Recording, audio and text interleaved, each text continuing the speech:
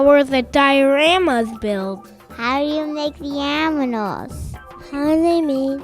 Is that real dirt or not real dirt? Are they real animals? How old would these animals be? How were the dioramas made?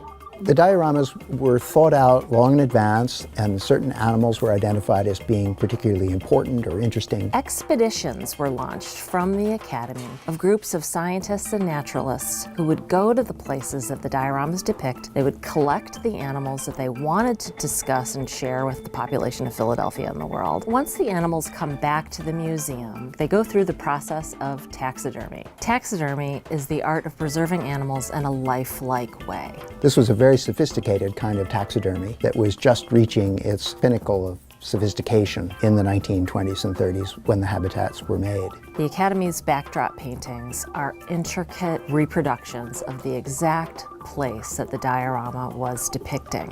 What makes the dioramas so interesting to look at and so realistic is that they're painted on a rounded background surface, which tricks your eye into thinking that it's real space. The foregrounds are made of artificial and sometimes real material. They come right up to the edge, and then they're painted to continue on into the distance. Here we have a remarkable background painting by Clarence Rosencrantz, painted in 1934.